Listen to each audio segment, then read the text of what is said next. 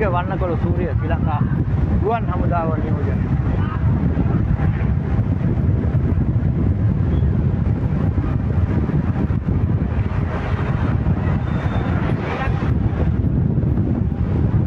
ගුවන් හමුදාව අපිට දකින හැමතැනම ශ්‍රී ලංකා ගුවන් හමුදාව තමයි තරඟ ඉදිරියෙන්ම තරඟ වදින්නේ. අපිට පේනවා ගුවන් හමුදාවම තමයි ඊටද මේ ඉන්නේ. පළවෙනි කීඩක 1 2 3 4 5 6 7 8යි 8 දිනක් අපිට දැක ගන්න පුළුවන් මේනකොට ශ්‍රී ලංකා ගුවන් හමුදාව පළවෙනි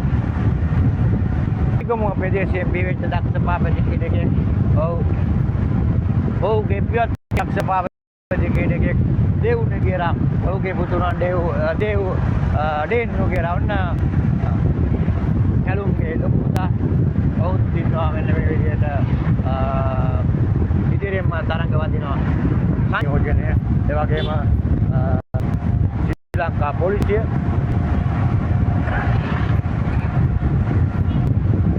තමෝ සිල්ලා ඉදිරියෙන්ම පොකුරේ ඉදිරියෙන්ම තරඟ වදිනවා අපිට දැක ගන්න පුළුවන් මනෝෂ හිටිය අංක 4 යටතේ තරඟ වදිනවා රඳවා ගන්නවා පළවෙනි පොකුරේ කීඩකයන් වැඩි කිලෝමීටර් 50ක වේගයක් රඳවාගෙන තමයි මේ ඉදිරියට ඇදෙන්නේ.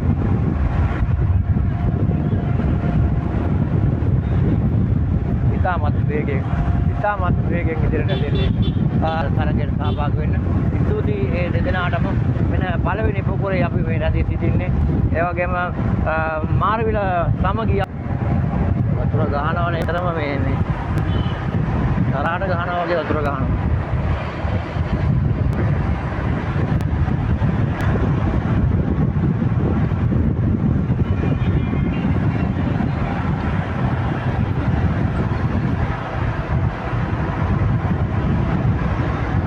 මේ පළවෙනි පොකුරේ කීඩකයෝ දැන් රන් ගන්නවා විතර.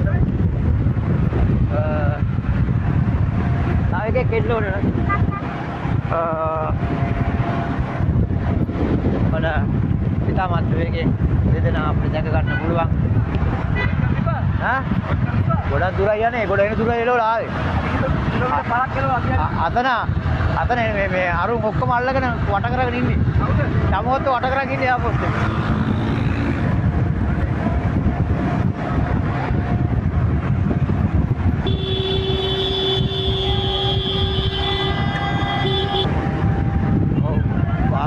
ඉතල වේගයක් පැයට කිලෝමීටර් 50ක පැයට කිලෝමීටර් 50ක